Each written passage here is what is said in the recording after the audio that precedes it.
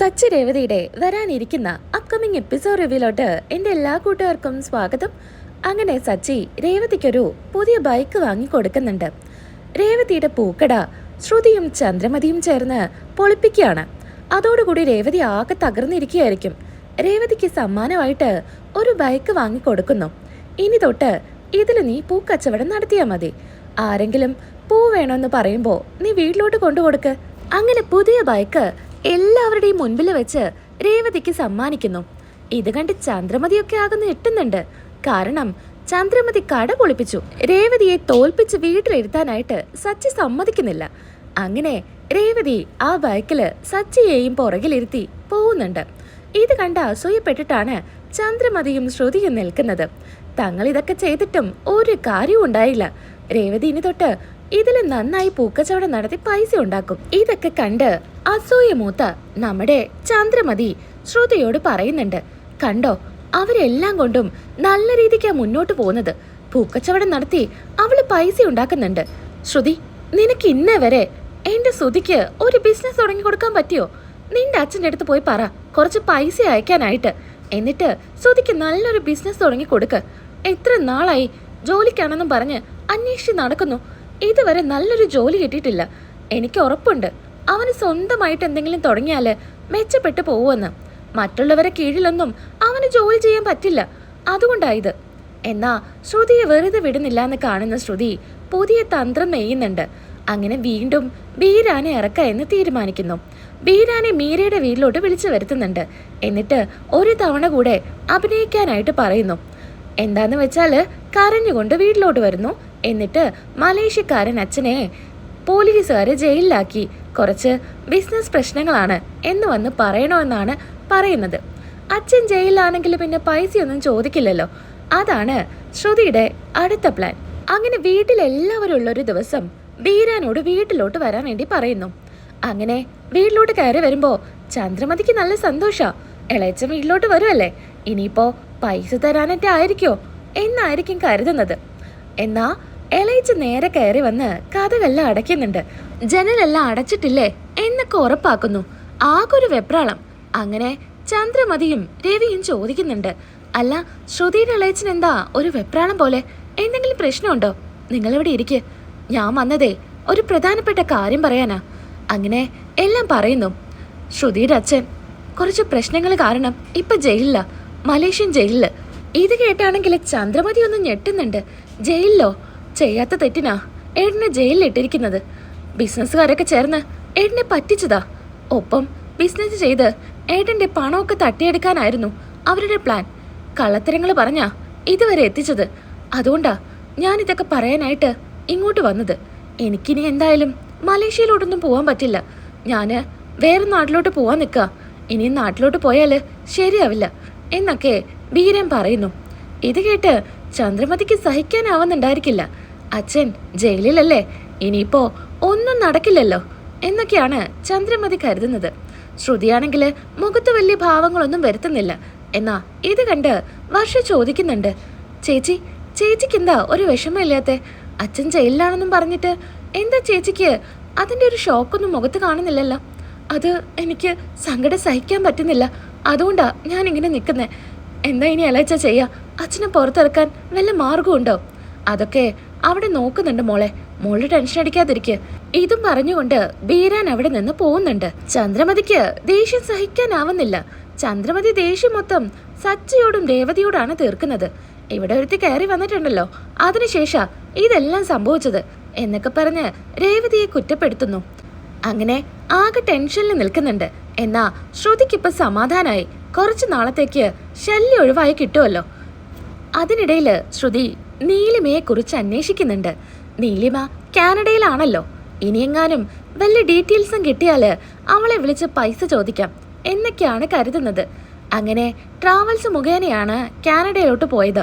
Details എല്ലാം അവിടെ ഉണ്ടായിരിക്കും. അതുകൊണ്ട് അന്വേഷിക്കാനായിട്ട് സുധിയും ശ്രുതിയും പോകുന്നു. ട്രാവൽസിലെത്തുമ്പോൾ കാര്യങ്ങളെല്ലാം ചോദിച്ച് മനസ്സിലാക്കുന്നുണ്ട്. ശ്രുതി ഞങ്ങളുടെ ബെസ്റ്റ് ഫ്രണ്ടാ.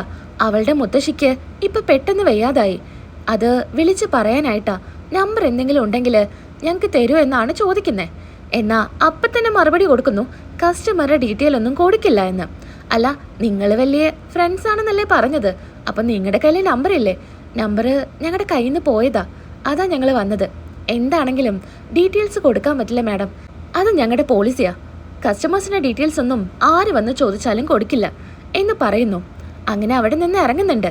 ഇനി വേറെ വല്ല മാർഗവും നോക്കാമെന്ന് കരുതി. അങ്ങനെ വീട്ടിലെത്തുമ്പോഴാണ് ചന്ദ്രമതി പറയുന്നത്, നാളെ അമ്പലത്തിലോട്ട് പോകണം, നിനക്ക് കുറച്ച് വഴിപാടൊക്കെ കഴിക്കാനുണ്ട്. നിന്റെ അച്ഛനിപ്പോൾ ജയിലിലല്ലേ, പരിഹാരമായിട്ട് കുറച്ച് കാര്യങ്ങളൊക്കെ ചെയ്യണം. അച്ഛനെ എത്രയും പെട്ടെന്ന് ജയിലിൽ നിന്ന് വരണ്ടേ, അതിനായിട്ടാണെന്നും പറഞ്ഞ് ശ്രുതിയെയും ശ്രീകാന്തും വീട്ടിലെല്ലാവരും ചേർന്ന് അമ്പലത്തിലോട്ട് പോകുന്നുണ്ട്. അവിടെ എത്തിക്കഴിയുമ്പോഴാണ് അത് ശ്രുതിക്ക് ഇട്ടിട്ടുള്ള ഒരു 8ന്റെ പണിയാണെന്ന് മനസ്സിലാവുന്നത്. ഒരു ഓറഞ്ച് സാരി ഉടുത്ത് വരാനായിട്ട് ചന്ദ്രമതി പറയുന്നു. അങ്ങനെ ശ്രുതി സാരിയെല്ലാം മാറ്റി വരുന്നു. രേവതി അങ്ങനെ തലയിലൂടെ 2 കുടം വെള്ളം ഒഴിച്ചു കൊടുക്കുന്നുണ്ട്. ശേഷം മാലയും ചന്ദനവും കുങ്കുമൊക്കെ തൊട്ട് ശ്രുതിയെ ചന്ദ്രമതി കൊണ്ടുപോകുന്നുണ്ട്. അങ്ങനെ ആദ്യം തന്നെ ശയനപ്രദക്ഷിണായിരിക്കും. അത് ഒരുപാടുണ്ടായിരിക്കും. ശ്രുതി ആകെ തളരുന്നുണ്ടായിരിക്കും. അതിനുശേഷം കയ്യില് തീക്കനല് ചട്ടിയിൽ വെച്ച് അങ്ങനെ ഒരു വഴിപാട്, അങ്ങനെ ഒരുപാട് വഴിപാട് നടത്തുന്നുണ്ട്. ശ്രുതി പലതവണ പറയുന്നുണ്ട് ഇതൊന്നും വേണ്ട എന്ന്. എന്നാൽ ചന്ദ്രമതി അതെല്ലാം ചെയ്യിക്കുന്നുണ്ട്. എന്നാ ഇതേ ദിവസമായിരിക്കും നീലിമ കാനഡയിൽ നിന്ന് വരുന്നത്. നീലിമയെ പിക്ക് ചെയ്യാനായിട്ട് എയർപോർട്ടിലോട്ട് വിളിക്കുന്ന ടാക്സി നമ്മുടെ സച്ചിയുടേതായിരിക്കും. സച്ചി ഇത് നീലിമയാണെന്നൊന്നും അറിയാതെ വരുന്നുണ്ട്. അങ്ങനെ സംസാരിച്ച് നീലിമയ്ക്ക് നല്ലൊരു ഫ്രണ്ടായി മാറുന്നുണ്ട് സച്ചി. പല രീതിക്കും പല കാര്യങ്ങളും അങ്ങോട്ടും ഇങ്ങോട്ടും സംസാരിക്കുന്നുണ്ടെങ്കിലും തൻ്റെ അച്ഛൻ്റെ പൈസ തട്ടിയെടുത്തു പോയ പെൺകുട്ടിയാണ് ഇതെന്ന് സച്ചിക്ക് അറിയുന്നില്ല. സച്ചിയെ കാണാത്തത് കൊണ്ട് രേവതി സച്ചിയെ വിളിക്കുന്നുണ്ട്. സച്ചിയേട്ടാ, ഇന്നിവിടെ വഴിപാടുകളൊക്കെ ചെയ്യാൻ അറിയുന്നല്ലേ, ഞാൻ പറഞ്ഞതല്ല അമ്പലത്തിലോട്ട് വരണമെന്ന്. ഞാനൊരു സവാരിയില്ല രേവതി, അങ്ങോട്ട് വരാൻ പറ്റുമെന്ന് തോന്നുന്നില്ല. എന്തായാലും നോക്കട്ടെ എന്നും പറഞ്ഞ് കട്ട് ചെയ്യുന്നു. നീലിമ ചോദിക്കുന്നുണ്ട് അത് ആരാണെന്ന്. അതെൻ്റെ വൈഫാ, അമ്പലത്തിലെ ചെറിയൊരു വഴിപാട്. അപ്പോൾ പോകുന്ന വഴിയില്ല, മാഡത്തിന് വിരോധമില്ലെങ്കിൽ ഞാനൊന്ന് കയറിക്കോട്ടെ. അതിനെന്താ, താൻ കയറിക്കോ, എനിക്ക് കുഴപ്പമൊന്നുമില്ല എന്ന് പറയുന്നു. നീലിമയായിട്ട് നേരെ അമ്പലത്തിലോട്ട് പോകുന്നു. അവിടെ എത്തിക്കഴിഞ്ഞ് സച്ചി പറയുന്നുണ്ട്, മാഡം ഒരു 10 മിനിറ്റ് ഞാൻ വേഗം ഒന്ന് പോയി മുഖം കാണിച്ചിട്ട് ഇങ്ങോട്ട് വന്നോളാം എന്നും പറഞ്ഞ് സച്ചി പോകുന്നു. അങ്ങനെ സച്ചി ഉള്ളിലോട്ട് പോകുന്നുണ്ട്. ഈ സമയത്ത് ശ്രുതിക്കൊരു കോള് വരുന്നു. ശ്രുതി ഫോൺ വിളിച്ചുകൊണ്ട് പുറത്തോട്ട് വരിക. അങ്ങനെ സംസാരിച്ച് നമ്മുടെ നീലിമയുടെ ഫ്രണ്ടിൽ എത്തുന്നുണ്ട്. നീലിമയാണെങ്കിൽ ശ്രുതിയെ കാണുമ്പോൾ ഒന്ന് പേടിക്കുന്നുണ്ട്. അങ്ങനെ തലയൊക്കെ താഴ്ത്തി കാണാത്ത രീതിയിൽ ഇങ്ങനെ ഇരിക്കുക കാറിനുള്ളിൽ. അങ്ങനെ ശ്രുതി നടന്ന് സച്ചിയുടെ വണ്ടിയുടെ അരികെ വരെ എത്തുന്നുണ്ട്. അങ്ങോട്ടും ഇങ്ങോട്ടും കാണുന്നില്ല എന്ന് മാത്രം തൊട്ടരികിലാ നിൽക്കുന്നത്. വണ്ടിയുടെ ഉള്ളിലോട്ട് നോക്കുമെന്നറിയുന്ന നീലിമ വേഗം തന്നെ വണ്ടി തുറന്ന് കാറിന് വെളിയിലിറങ്ങി ഒളിഞ്ഞു നിൽക്കുന്നുണ്ട്. ശ്രുതി ഇത് സച്ചിയുടെ കാറാണല്ലോ എന്നൊക്കെ കരുതി ഇങ്ങനെ നോക്കുന്നൊക്കെയുണ്ട്. എന്നാൽ നീലിമയെ കാണുന്നില്ല. അങ്ങനെ വേഗം തന്നെ ശ്രുതി ഉള്ളിലോട്ട് പോകുന്നു. പെട്ടെന്ന് സച്ചിയെ ഫോൺ ചെയ്യുന്നുണ്ട്. എനിക്ക് പെട്ടെന്ന് പോകണം, സച്ചി വരുവാണെങ്കിൽ ഉപകാരമായിരുന്നു എന്ന് പറയുന്നു. അപ്പം തന്നെ സച്ചി വരുന്നു. സച്ചി അങ്ങനെ നീലിമയെ കൂട്ടി പോവുക.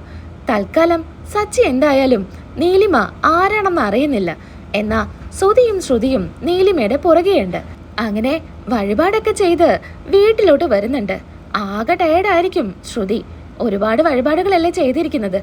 എന്നാ അവിടെ നിന്ന് പറയുന്നുണ്ട് ഇതുപോലെ ഒരാഴ്ച വരെ നോയമ്പെടുക്കണം, എന്നിട്ട് വീണ്ടും ചെയ്യാനുണ്ടെന്ന്. ഉപ്പോ മുളകോ എരിവോ ഒന്നുമിടാത്ത ഭക്ഷണം വേണം കഴിക്കാൻ, അതും സ്വയം ഉണ്ടാക്കി കഴിക്കണം എന്നൊക്കെയാണ് അവിടുന്ന് പറയുന്നത്. ഇതും പ്രകാരം വീട്ടിലെത്തുന്ന ശ്രുതിയോട് ചന്ദ്രമതി പറയുന്നുണ്ട്, നീ തന്നെ അടുക്കളയിൽ കയറി നിനക്ക് ഇഷ്ടപ്പെട്ട എന്താന്ന് വെച്ചാൽ ഉണ്ടാക്ക്. മറക്കണ്ട, എരിവോ പുളിയോ മധുരോ ഒന്നും കഴിക്കാൻ പാടില്ല. എല്ലാം നിന്റെ അച്ഛന് വേണ്ടിയിട്ടാ. നിന്റെ അച്ഛൻ എത്രയും വേഗം ജയിലിൽ നിന്ന് ഇറങ്ങാൻ വേണ്ടിയിട്ടാ ഈ വഴിപാടൊക്കെ ചെയ്യാൻ വേണ്ടി പറയുന്നത്. അതുകൊണ്ട് ഇതൊന്നും തെറ്റിക്കരുത്.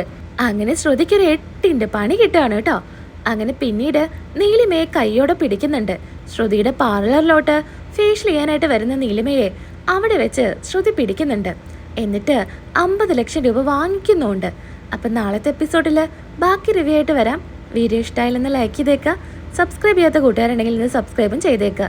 ഇന്ന് വോയിസിന് കുറച്ച് നോയ്സൊക്കെ കാണും കേട്ടോ, ക്ഷമിച്ചേക്കുക. നാളെ നമുക്ക് അടിപൊളിയായിട്ടുള്ള വീഡിയോ ആയിട്ട് വരാം.